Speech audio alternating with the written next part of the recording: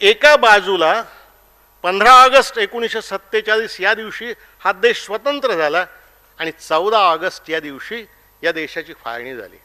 हा देश ज्या दिवशी स्वतंत्र झाला त्या दिवशी आपल्या संस्थानामध्ये तिरंगी झेंडा न फडकावता काळे झेंडे फडकावणारे संस्थानिक किती होते आणि त्यात महाराष्ट्रातले किती होते मुख्य म्हणजे हे इतिहासाच्या विद्यार्थ्यांनी तपासून पाहिलं पाहिजे. सगळ्यांना समानता निदान कायद्यामध्ये देण्याचे प्रश्न होते.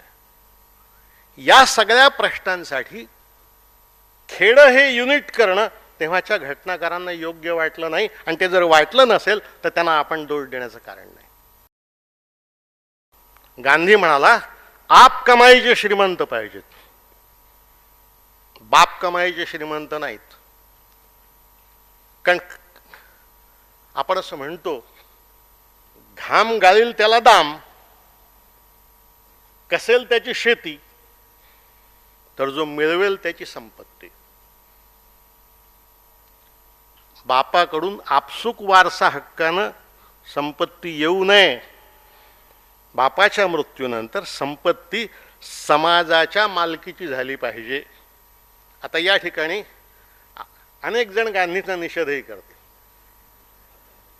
कारण इतकं क्रांतिकारी, एवढा क्रांतिकारी विचार आपल्यातलंही अनेकांना पेलू शकत नाही ना.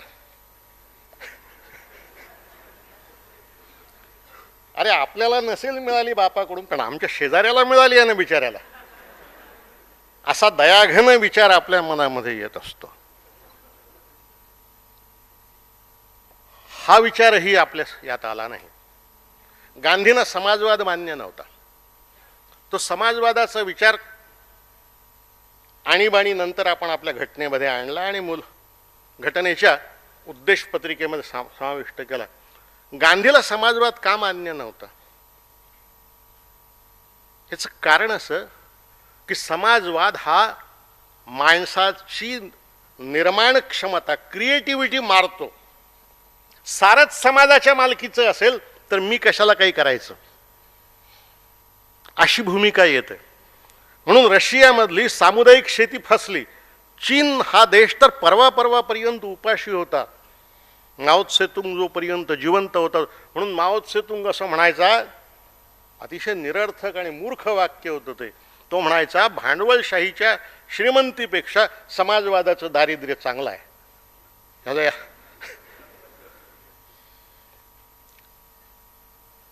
गांधीजींनी मार्क्स आणि मार्क्सवाद आणि समाजवाद आणि त्यांचा स्वतःचा विचार यातला फरक सांगताना असा फरक केला.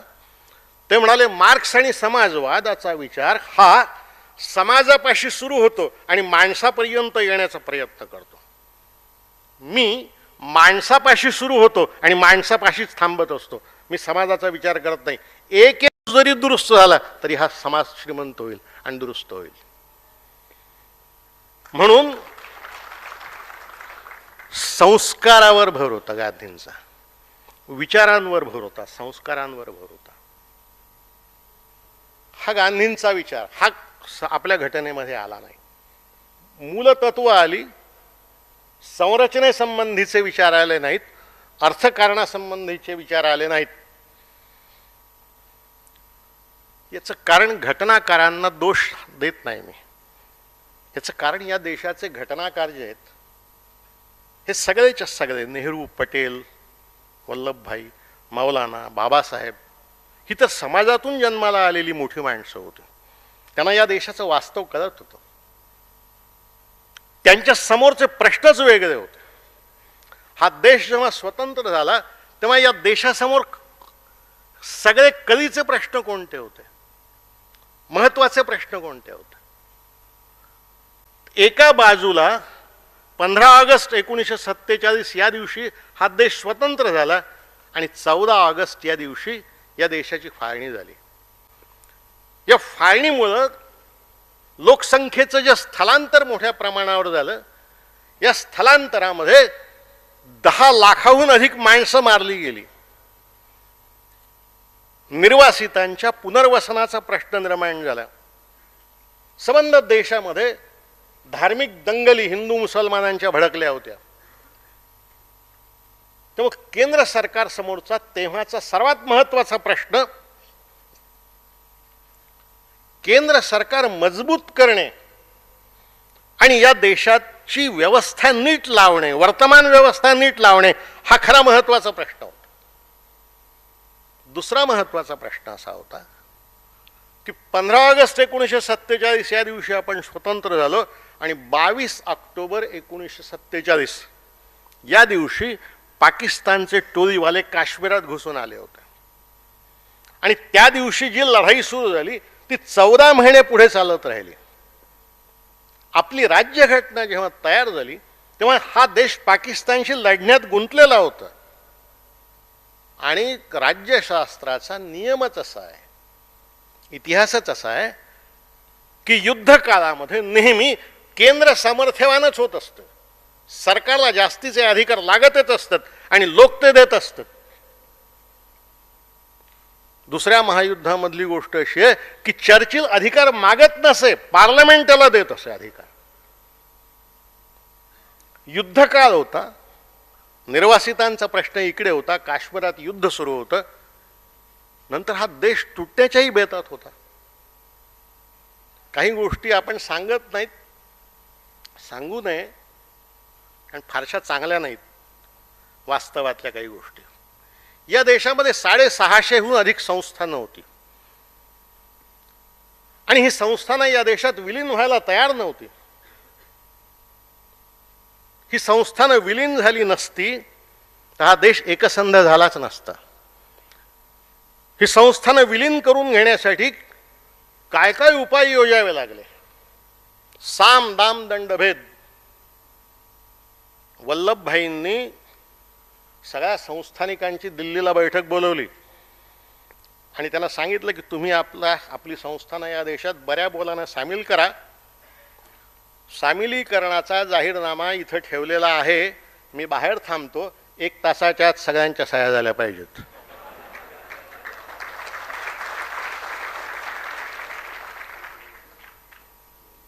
वल्लभभाई काय, मौलाना काही फार मोठी माणसं होती, यांचं नाव उच्चारताना सुद्धा तुम्ही आम्ही नम्र व्हावं इतकी मोठी माणसं होती आणि बऱ्या बोलानं संस्थानिक तयार झाले नाहीत.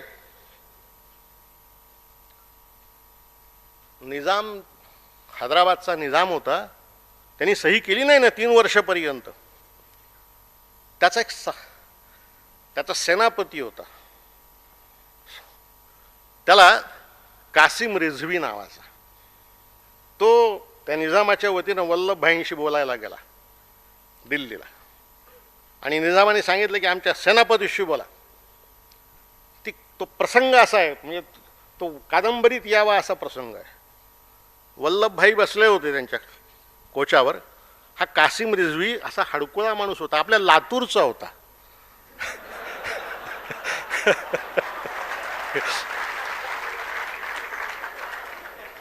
लातूरचं नाव घेतल्यामुळे असं हिणवण्याचं कारण नाही, त्या गावात चांगली माणसंही पुष्कळ आहेत.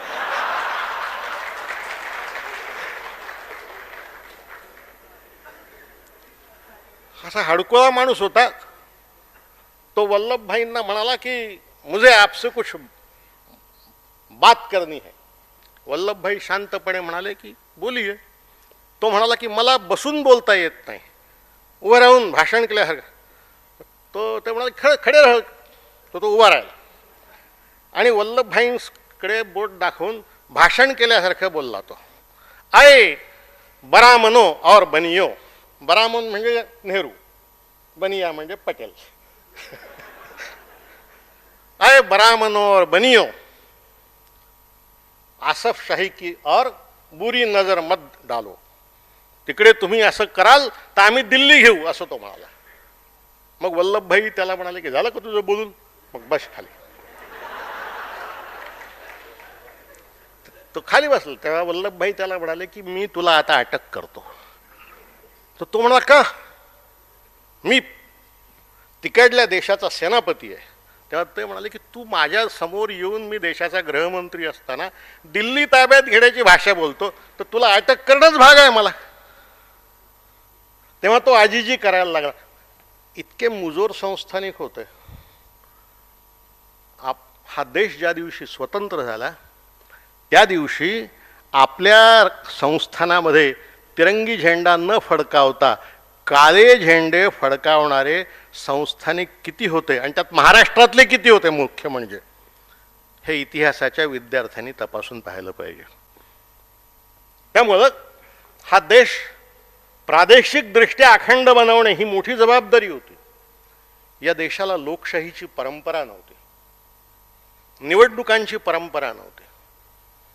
त्यामुळं कायदेमंडळ, मंत्रिमंडळ, न्यायव्यवस्था, सर्वांसाठी समान कायदा, या सगळ्या गोष्टी करण्याची आणि रुजवण्याची गरज होती. त्यासाठी घटनाकारांना केंद्र सरकार मजबूत बनवणं हे जास्त महत्त्वाचं वाटत होतं. आणि त्यामुळं या देशाची जी आजची घटना आहे, या घटनेमध्ये केंद्राला जास्तीचं महत्त्व दिलं गेलं. त्यामुळं एकदा केंद्र मजबूत झालं, राज्य मजबूत झाली, लोकशाहीची सवय लागली आणि मग 62 नंतर आपण सत्तेच्या विकेंद्रीकरणाला सुरुवात केली. तेव्हा घटनाकारांनी केलं ते चूक केलं नाही. आणखीही पुष्कळ भानगडी आहेत. या देशामध्ये फक्त खलिस्तानची चळवळ झाली नाही, फुटीर द्रविडिस्तानची सुद्धा झाली. दक्षिणेमधल्या 4 राज्यांचं द्रविडिस्तान झालं पाहिजे अशी मागणी करणारी जस्टिस पार्टी दक्षिणेत होती. आजचा आपला बंगाल आणि बांगलादेश झालेला पूर्वीचा पूर्व पाकिस्तान, या सगळ्यांचं मिळून एक स्वतंत्र बंगाल हे राष्ट्र तयार व्हावं अशी मागणी बंगालमध्ये होती. आणि आपल्याला आश्चर्य वाटेल, सुभाषबाबूंचे भाऊ शरद बाबू त्याचं नेतृत्व करत होते. इतक्या सगळ्या भानगडीमध्ये या सगळ्यांना तोंड देत या देशाची स्वातंत्र्याची नौका पार न्यायची असेल तर केंद्र मजबूत करणं ही महत्त्वाची गरज होती. आणखीही पुष्कळ गोष्टी होत्या. चीननी तिबेट ताब्यात घेतला होता. आणि चीनची सीमा भारताच्या सीमेला येऊन भिडली होती. याही संबंधामध्ये आपल्या देशात बरेच गैरसमज आहे म्हणून सांगितलं पाहिजे काही गोष्टी. एक गोष्ट सांगून टाकतो. वेळ संपत आला का? एक गोष्ट सांगितली पाहिजे. आमचे लोक नेहमी असं म्हणतात, अजूनही म्हणतात 60 वर्षानंतर, की हिंदुस्थानने आपल्या फौजा तिबेटमध्ये पाठवल्या पाहिजे आणि तिबेट स्वतंत्र केला पाहिजे. तेव्हाही म्हणत होते, मोठी मोठी माणसं म्हणत होते. कधीतरी आपण वास्तवही लक्षात घेतलं पाहिजे, कारण आपण वास्तवाचा अभ्यास केल्याखेरीज इतिहास समजूनच घेऊ शकणार नाही. हा देश जेव्हा स्वतंत्र झाला तेव्हा या देशाच्या लष्कराची संख्या 5 लाख होती. 5 लाख सैनिक होते या देशात. या 5 लाखापैकी 2,20,000 पाकिस्तानात गेले, 2,80,000 हिंदुस्थानात राहिले. आणि बाकीचा दारूगोळा बरोबरीनं वाटून घेतला गेला. म्हणजे बंदुकीच्या गोळ्या सुद्धा मोजून वाटून घेतल्या गेल्या बरोबरीनं. तुमच्यापैकी काही लोकांनी जर फ्रीडम ॲट मिडनाईट नावाचं पुस्तक वाचलं असेल तर त्यात एक प्रसंग दिला आहे याच्या वाटपाच्या संबंधातला. प्रत्येक गोष्ट वाटून घेतली गेली. सैन्य घोडदळातले घोडे वाटून घेतले गेले, निम्मे तिकडे निम्मे इकडे. होता होता तेव्हाच्या व्हाईसरायच्या बग्ग्यांचं वाटप आलं. त्या 15 बग्ग्या होत्या. तर 7 हिंदुस्थानच्या वाट्याला आल्या, 7 पाकिस्तानच्या वाट्याला गेल्या, 1 बग्गी शिल्लक राहिली. आता या बग्गीचं काय करायचं? तर पाकिस्तानवाले त्या बग्गीची 2 चाकं काढून घेऊन गेले.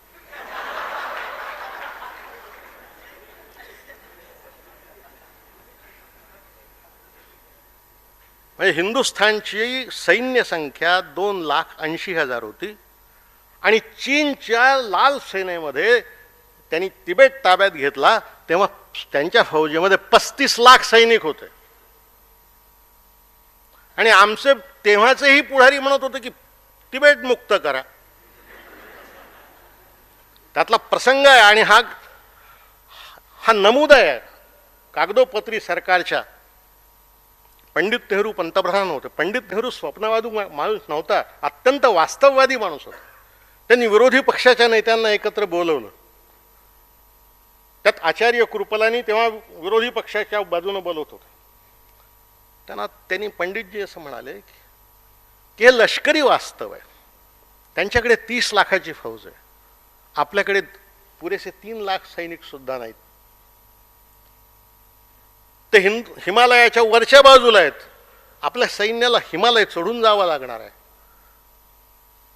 तुम्ही म्हणतात तसं करायला माझ्या सरकारची हरकत नाही, पण ही आत्महत्या होईल. हे आम्ही करावं का? त्याच्यावर आचार्य कृपलानी जे उत्तर दिलं ते फार मासलेबाईक आहे. ते म्हणाले, आप पंतप्रधान है, जो भी करना है वो आपने करना है, हमने क्या बोलना है वो हम सोचेंगे. हे नमूद आहे कागदोपत्री. तेव्हा सुद्धा विरोधी पक्षाचे लोक किती बेजबाबदारपणे बोलत होते.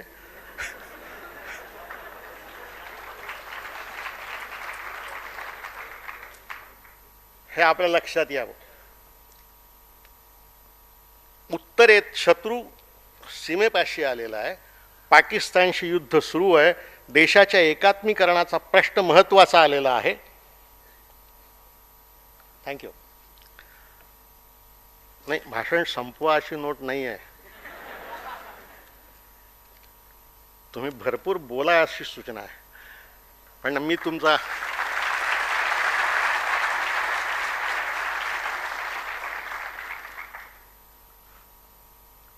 हे घटनाकारांच्या समोरचे प्रश्न आहेत.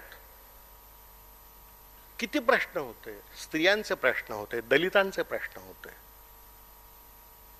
सगळ्यांना समानता निदान कायद्यामध्ये देण्याचे प्रश्न होते.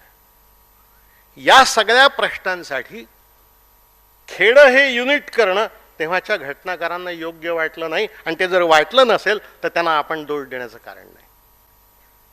अनेक महत्त्वाच्या सूचना, अनेक महत्त्वाच्या योजना महापुरुषांनी जरी सांगितल्या तरी नाही अंमलात येऊ शकत. जगात थोर माणसं होऊन गेली आणि थोर उपदेश करून गेली, पण आपण राहिलो तसेच राहिलो.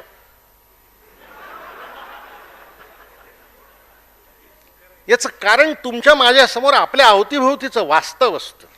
या वास्तवाच्या तडजोडी असतात. या देशाला तडजोडी कराव्या लागल्या म्हणून गांधींच्या काही गोष्टी त्यांनी घेतल्या, काही गोष्टी घेतल्या नाहीत. वास्तव तर असं आहे की पंचायत हा शब्द सुद्धा ड्राफ्टिंग कमिटीच्या अखेरच्या बैठकीमध्ये घटनेच्या 40व्या कलमात समाविष्ट करण्यात आला. याचीही आणखी कारण आहेत. काही याची कारण अशी आहेत पहा की या देशाच्या राज्यघटनेमध्ये महत्त्वाच्या गोष्टी कोणत्या आहेत. कधीतरी हे सुद्धा आपण समजून घेतलं पाहिजे. आपण कोणालाही काही कशाचंही श्रेय देत असतो. या देशाच्या घटनेमध्ये महत्त्वाच्या गोष्टी कोणत्या आहेत. पहिली गोष्ट, हा देश संघराज्य आहे. हे संघराज्य काही या घटनेनं स्थापन केलं नाही. ते 1909च्या कायद्यात होतं, ते 1919च्या कायद्यात होतं, ते 1935च्या कायद्यात होतं, ते 1947च्या घटनेतही होतं. इंग्रजांचं राज्य या देशात जेव्हा आलं तेव्हा व्हॉइस रॉय कलकत्त्यात राजधानी घेऊन बसला होता. पुढे मुंबईची प्रिन्सिपॅलिटी आली, मग चेन्नईची प्रिन्सिपॅलिटी आली आणि संघराज्याच्या निर्मितीची सुरुवात झाली. तेव्हा संघराज्य ही घटनेची देण नाही, ती परंपरेची देण आहे. 1919चा कायदा, पुढे 1935चा कायदा, त्यात संघराज्य अस्तित्वातच होतं. 11 राज्य अस्तित्वात होती. 37 साली ज्या निवडणुका झाल्या या देशामध्ये, त्या 11 राज्यांपैकी 8 राज्यात काँग्रेस गांधीजींच्या नेतृत्वात सत्तेवर आली होती. त्यामुळे 35च्या कायद्यापर्यंत संघराज्य या देशात येऊन गेलं होतं. दुसरी महत्त्वाची गोष्ट या देशाच्या राज्यघटनेत सांसदीय लोकशाही आहे. सांसदीय लोकशाहीचा अर्थ काय? सांसदीय लोकशाहीचा अर्थ न्याय शाखा स्वतंत्र असणे आणि कायदेकारी आणि कार्यकारी या 2 शाखा एकमेकींशी संलग्न असणे. लोकसभेच्या निवडणुकीत ज्या पक्षाला बहुमत मिळेल त्या पक्षाने आपलं सरकार बनवणे आणि लोकसभेने त्या सरकारला प्रश्न विचारणे, जबाबदार धरणे आणि सरकार अपात्र असेल तर त्याला दूर करणे. हा संसदीय लोकशाहीचा थोडक्यात अर्थ आहे. ही संसदीय लोकशाही या देशात या घटनेनं निर्माण केली नाही, या घटनेच्याही पूर्वी ती होती. 1919च्या कायद्यामध्ये राज्यांमध्ये निम्मी मंत्रिमंडळ कायदेमंडळाला जबाबदार केली गेली. 35च्या कायद्यामध्ये राज्यांची सगळी मंत्रिमंडळ विधिमंडळाला जबाबदार बनवली गेली आणि केंद्रातलं निम्म सरकार पुन्हा कायदेमंडळाला जबाबदार बनवलं गेलं. या देशातलं पहिलं कायदेमंडळ लोकांनी निवडलेलं 1921 साली सत्तेवर आलं. वल्लभभाई पटेलांचे मोठे भाऊ, त्या देशात तेव्हाची न्यायालय या देशातल्या स्वातंत्र्य संग्राम सैनिकांना काही न्याय देतच होती. लोकमान्य टिळकांना इंग्रज न्यायाधीशांनी निर्दोष सोडलं, भारतीय न्यायाधीशांनीच शिक्षा सुनावली. हा इतिहास आहे ना आपल्या पुण्याचा. प्रश्न असा आहे, न्यायालय तेव्हाही स्वतंत्र होती. तेव्हा संसदीय लोकशाही जुनी. एक आणखीही कारण असं आहे की इंग्रज जेव्हा जेव्हा या देशामध्ये घटनात्मक सरकार आणू पाहत होते, त्यासाठी कमिशन नेमत होते, तेव्हा तेव्हा काँग्रेस सुद्धा पर्यायी योजना तयार करत होती. अशी पहिली योजना कॉमनवेल्थ ऑफ इंडिया या नावाची ॲनी बेझंटने तयार केली. या ॲनी बेझंटच्या या घटनेमध्ये सुद्धा संघराज्य पद्धती आहे, संसदीय लोकशाही पद्धती आहे. पुढे सायमन कमिशन जेव्हा आलं 1929च्या सुमाराला, त्या सायमन कमिशनच्या रिपोर्टला पर्याय म्हणून गांधीजींनी मोतीलाल नेहरूंच्या अध्यक्षतेखाली एक कमिटी नेमली. त्या मोतीलाल नेहरू कमिटीने जो रिपोर्ट तयार केला तो नेहरू रिपोर्ट म्हणून प्रसिद्ध आहे आजही. त्यातही संघराज्य पद्धती आहे, संसदीय लोकशाही पद्धती आहे. त्याच काळामध्ये बॅरिस्टर सप्रू नावाचे एक उदारमतवादी नेते होते या देशामध्ये. या सप्रूंनी सुद्धा एक रिपोर्ट तयार केला होता. त्यात घटनेचा मसुदा, हिंदुस्थान स्वतंत्र झालं तर तो कसा असावा या संबंधीचा एक मसुदा तयार केला होता. त्यात सुद्धा संसदीय लोकशाही आहे, संघराज्य पद्धती आहे. तेव्हा संघराज्य पद्धती आणि संसदीय लोकशाही पद्धती यात नवीन काही नाही. नवीन काय आहे? नवीन आहे जनतेचे अधिकार. या देशातल्या सामान्य नागरिकांना अधिकार कधीच नव्हते. या अर्थाने ही घटना फार क्रांतिकारी आहे, आपण लक्षात घ्या.